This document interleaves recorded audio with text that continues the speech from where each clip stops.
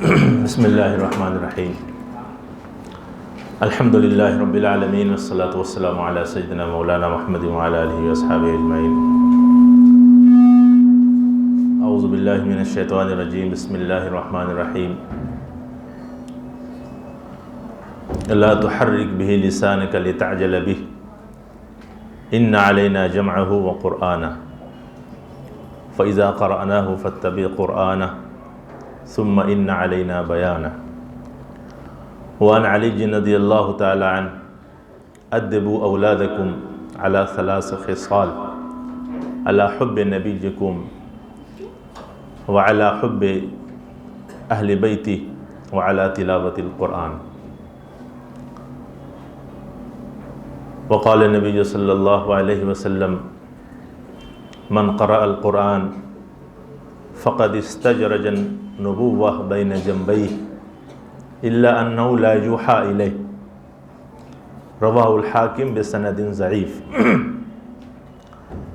معزز اور محترم حضرت مولانا ابو طلحہ جمالی صاحب قاسمی صاحب اور ہمارے بازو میں تشریف فرما اس شہریار شبلی صاحب، بہت بڑی نسبت ہے ماشاءاللہ، مولانا امجد صدیقی صاحب اور ہمارے جتنے اساتذہ ہیں، عزیز طلبہ ہیں، سامعین ہیں، سامعات ہیں۔ میرے تعارف کے بارے میں ہمارے عزیز محترم مولانا امجد صدیقی صاحب نے جو کلمات خیر کہے ہیں، میں انہیں اپنے حق میں دعا تصور کر کے آمین کہتا ہوں۔ تربیت اولاد کا موضوع ہمیں دیا گیا ہے۔ تربیت اور اولاد، دنیا کے جتنے مذاہب ہیں سارے مذاہب میں یہ صرف سارے مذاہب میں یہ صرف اسلام کا امتیاز ہے، اسلام کی خصوصیت ہے کہ ہمارے مذہب میں تربیت صرف پیدائش کے بعد ہی نہیں ہوتی ہے۔ بہت اہم نقطہ عرض کر رہا ہوں، بچے 1 سال کے ہو جائیں، 2 سال کے، 5 سال کے، 7 سال کے، تب لوگ تربیت کی فکر کرتے ہیں، دنیا کے بڑے بڑے لوگ۔ لیکن ہمارا مذہب جو ہے اور ہمارا دین اور ہماری شریعت جو ہے وہ پیدائش سے بہت پہلے جہاں سے اس کی بنیاد رکھی جاتی ہے اولاد کی، زواج، شادی، عورتوں کے انتخاب کے بارے میں ہدایت ہے، صالحہ ہو صالحہ۔ اور دنیا تو نعمتوں کی جگہ ہے، دولت، حکومت، وزارت، منسٹری، نعمت ہے بڑی بڑی، لیکن جس بندے کو المرأۃ الصالحہ، نیک عورت مل جائے، وہ سب سے بڑا مالدار ہے جی، سب سے بڑا مالدار ہے۔ تو یہاں سے شروع ہوتا ہے، ایسے نہیں جیسے تیسے جہاں مل جائے شادی کر لو اسے، باضابطہ اس کے پس منظر کو دیکھو، خواہ وعدے کو دیکھو۔ ظاہر سی بات ہے جب گھر والی صالحہ ہوگی تو جو بچے اس سے آنے والے ہیں، اولاد، وہ بھی صالح ہوگا۔ زمین جیسی ہوگی کاشت ویسی ہوگی۔ تو یہ صرف اسلام کی خصوصیت ہے، امتیاز ہے دنیا کے تمام مذاہب میں، کہ اسلام میں بچوں کی تربیت کا معاملہ پیدائش سے بہت پہلے انتخاب زوج، انتخاب رفیق حیات، وہاں سے یہ فکر ڈالی گئی ہے۔ اور پھر شادی کے بعد جب اللہ سبحانہ و تعالی نعمت دے، استقرار حمل ہو، تو پھر باضابطہ مستقل یہ مرحلہ ہے۔ حمل کے بعد کے جو ایام ہیں اس میں آپ پڑھیے ہمارے اکابر کی کتابیں، ہماری بعض مائیں ایسی گزری ہیں جو دوران حمل قرآن پاک کی تلاوت اتنی کثرت سے کرتی تھی، پھر ولادت کے بعد ایک مرحلہ آتا ہے رضاعت کا، دودھ پلانے کا. ایسا نہیں، اب تو دوسرا زمانہ ترقی یافتہ ہے، مائیں بہت کم دودھ پلاتی، فیشن ہے. رضاعت اور دودھ پلانے کا جو اسٹیپ ہے، مرحلہ ہے، وقفہ ہے، وہ بغیر وضو کے نہیں پلاتی تھی. سوچئے وہ بچہ کیسا ہوگا. تو ایام حمل کے جو ایام ہیں 5 ماہ، اصل میں تو 9 ماہ، لیکن 120 دن تو نفخ روح کے ہوتے ہیں. نفخ روح 120 دن کے بعد ہوتا ہے. نفخ انسان 120 دن کے بعد ہی ہوتا ہے. تو بچے 5 ماہ رہتے ہیں ماں کے پیٹ میں. اس سے پہلے نطفہ، مضغہ، علقہ وغیرہ کے مراحل ہیں. تو یہ 5 ماہ جو ہیں مستقل انسان رہتا ہے، انسان ماں کے پیٹ میں رہتا ہے 5 ماہ. جو 5 ماہ کا مرحلہ ہے، یہ بنیاد ہو رہی ہے تربیت کی. یہاں سے جو میری ماں اور بہنیں ہیں ان کے لیے میں بطور خاص عرض کر رہا ہوں. نفخ روح 120 دن کے بعد. اس سے پہلے اس کو انسان نہیں کہیں گے. مجبوری میں ازالہ وغیرہ جو ہے وہ بدرجہ مجبوری وہ ممکن گنجائش ہوتی ہے. 120 دن کے بعد اسقاط کی گنجائش اسی لیے نہیں ہے کہ وہ قتل نفس ہے. انسان اب ہو گیا. 120 دن جب گزر جائے حمل پہ، اب وہ انسان ہو گیا. اب 5 ماہ وہ رہے گا کم و بیش. یہ جو 5 ماہ ہے بہت اہم ہے، بہت زیادہ ہے، اور ماحول کا بہت اثر پڑتا ہے. ابھی ماحول دیکھیے، وہ اے سی وہاں متحرک ہے، فعال ہے، تو ماحول کو سرد کر دے گا. اور گرم ہیٹنگ ہو جائے تو ماحول گرم ہو جائے گا. گرم پانی کو فریز میں رکھ دیجئے تو پانی وہی ہے، لیکن ماحول سرد ملے گا تو گرم پانی ٹھنڈا ہو جائے گا. ٹھنڈے پانی کو گیس کے چولہے پہ ڈال دیجئے، ہیٹر پہ، پانی تو وہی ہے جی، ٹھنڈا پانی تھا، لیکن ماحول گرم ملا تو ٹھنڈا پانی گرم ہو جائے گا. ماحول بناتا ہے، بگاڑتا ہے، چیز وہی رہتی ہے. تو 5 ماہ کا جو مرحلہ ہے، وقفہ ہے، یہ خشت اول ہے عمارت کی. یہ بہت اہم مرحلہ ہے. اس میں جو ہے ماحول، آپ تو سائنس بھی ثابت کر دیا ہے کہ اگر حاملہ خواتین یہ 5 ماہ اسلامی ماحول میں گزارے، وظائف کی پابندی ہو، تلاوت کی پابندی ہو، اور منکرات سے، نواہی سے اجتناب ہو، تو پھر یہ جو پروڈکٹ انشاءاللہ تیار ہوگا تو اس کا تو رنگ اور آہنگ ہی دوسرا ہوگا. مستری معمار، جب کوئی آدمی اپنا مکان بنانا چاہتا ہے، شاپ اور بلڈنگ بنانا چاہتا ہے، تو وہ تلاشتا ہے شہر میں کون سا سب سے بہترین بلڈر ہے، کس کا معمار جو ہے، معمار، ہم لوگ بہار کے زبان میں اس کو مستری کہتے ہیں. معمار جب اچھا ہوگا تو جو عمارت قائم ہوگی، فلک بوس فارسی لفظ ہے، یعنی آسمان کو چھونے والی عمارت، فلک نما عمارت جو قائم ہوگی، معمار اچھا ہوگا تو عمارت بھی بہت بہترین، مضبوط، مستحکم قائم ہوگی. نہ اسے آندھی طوفان ہلا سکتی ہے، کچھ نہیں کر سکتی ہے. تو معمار اچھا ہو تو عمارت اچھی ہوگی. یہ جو بچے ہیں ہمارے سامنے، چھوٹے چھوٹے بچیاں جو بھی آ کے پڑھی ہیں، یہ معمار قوم ہیں، یاد رکھیے گا. یہ معمار ملک ہیں، معمار ملت ہیں. یہ چھوٹے چھوٹے معصوم بچے. شاعر مشرق علامہ اقبال مجھے یاد آ رہے ہیں، بڑی عجیب بات کہی انہوں نے. بر خود نظر کشا زتہی دامن مرنج، در سینہ تو ماہ تمام نہادن. فارسی کا شعر علامہ اقبال کا ہے. وہ کہتے ہیں چھوٹے چھوٹے معصوم بچے اور بچیاں جو بھی آ کے پڑھی ہیں، بچے چھوٹے چھوٹے، دیکھنے میں چھوٹے ہیں جسم اور جثے کے اعتبار سے.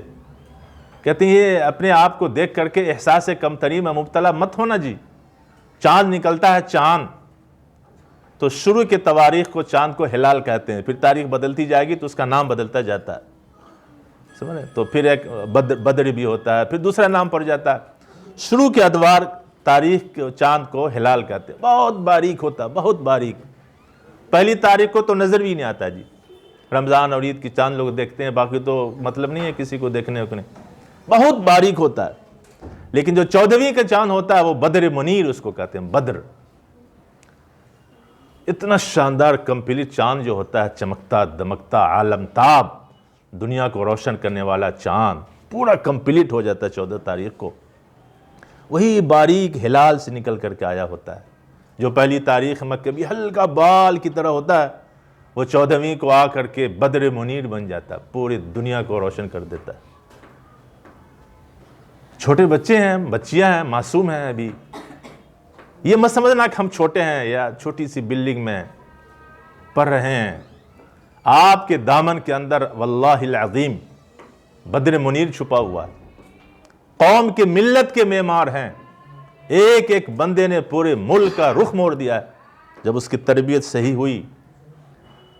اور صبغۃ اللہ ومن احسن من اللہ صبغہ، قرآن کی آیت ہے سورہ بقرہ کی۔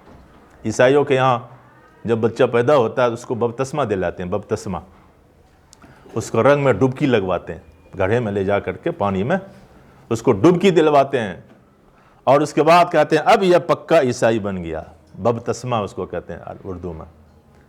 اللہ فرماتے ہیں قرآن پاک میں کہ یہ کچھ نہیں ہے، صبغۃ اللہ، اللہ کا رنگ، اللہ کا رنگ سب سے پختہ رنگ ہے۔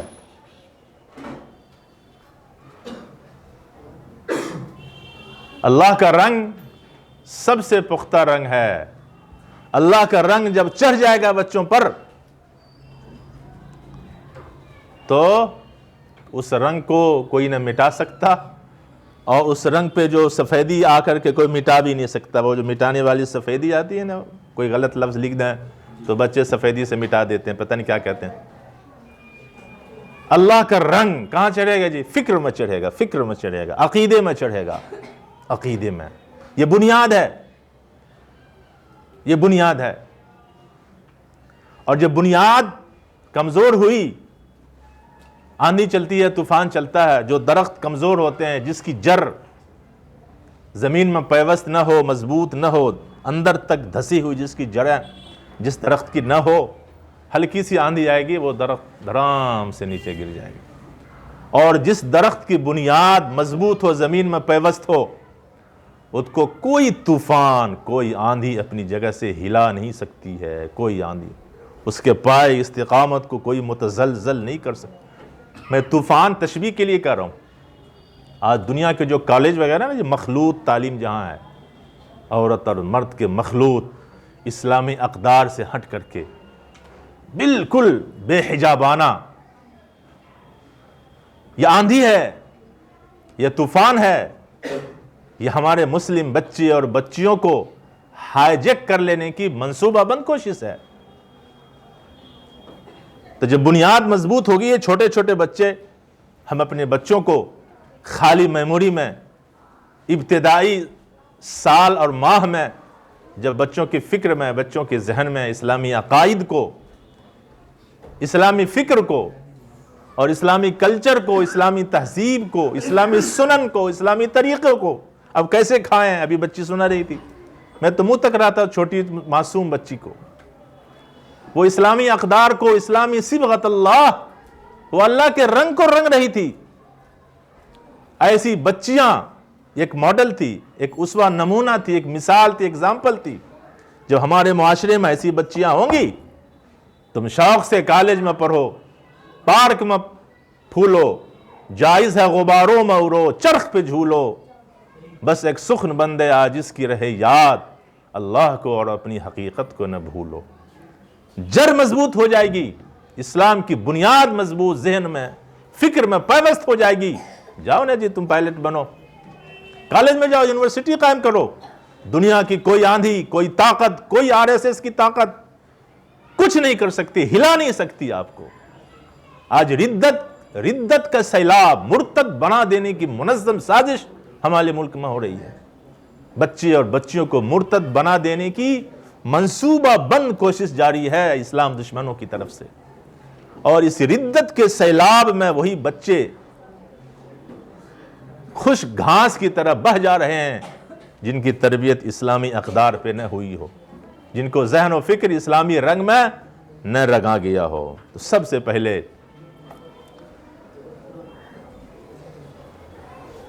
دیکھو، اسلام جب آیا، اسلام تو وہ زمانہ جاہلیت کا زمانہ تھا، زنا عام سی بات تھی، شراب نوشی وہ بھی بہت عام، قتل چھوٹی چھوٹی بات پہ قتل کرتے تھے، برائی تو برائی تھی ہی نہیں، باپ مر جاتا تھا باپ تو بیٹا جو ہے باپ کی بیوی یعنی سوتیلی ماں سے نکاح کر لیتا تھا، کوئی عیب نہیں، کوئی عیب نہیں۔ اور آج کل لوگ گندگی اور فحاشی عریانیت یا پارکوں میں جا کے کرتے ہیں، گندے جو پارک حکومت بناتی ہے میونسپلٹی والے، پارکوں میں جا کے لوگ گندی چیزیں کرتے ہیں، عشق و محبت کے نمونے وہ انجام دیتے ہیں۔ آج تک آپ نے سنا کسی مسجد میں آ کر کے کوئی گندا کام کو کیا ہو؟ نہیں، مسجد آج بھی الحمدللہ پاک ہے گندی چیزوں سے۔ لیکن وہ جو دور تھا اسلام کے آنے سے پہلے، وہ خانہ کعبہ سب کے یہاں مقدس اور محترم، کفار کے نظر میں بھی خانہ کعبہ میں ننگے ہو کر کے برہنہ ہو کر کے مرد اور عورت طواف کرتے تھے۔ سوچیے کتنی برائی تھی۔ ایسا نہیں کہ ہم پڑھ کے گزر جائیں، جی رک کر کے غور کریں، فکر کریں، تدبر کریں، مرد کیا عورت کیا سب خانہ کعبہ کا طواف برہنہ ہو کے ننگے ہو کر کے کرتے تھے۔ ایسی بے حیائی تھی۔ آج لوگ شکوہ کرتے ہیں کہ بھئی کیسی بے حیائی کے زمانہ، کچھ نہیں ہے جی، ابھی کچھ نہیں ہے، کوئی مسجد میں ننگے نہیں آتا۔ اس زمانے میں عورت کیا مرد کیا سب برہنہ ہو کے خانہ کعبہ کا طواف کرتے تھے، اور ظلم اور قساوت اور بے رحمی اور تعدی اور زیادتی ایسی تھی کہ لوگ نوکروں کو غلاموں کو کھمبے میں باندھتے تھے، کھمبے میں ستون میں پیلر میں باندھتے تھے، اور مقابلہ رکھتے تھے کہ دیکھو میں تیر چلا رہا ہوں، اگر اس کی آنکھ کی سفیدی میں ہم نے تیر لگا دیا تو تجھے اتنے مٹکے شراب کے مجھے پلانے پڑیں گے۔ بنا ہوا بیچارہ ہاتھ ستون میں، انسان ہے جی، غلام ہے، ستون میں باندھ کر کے تیر چلاتا تھا۔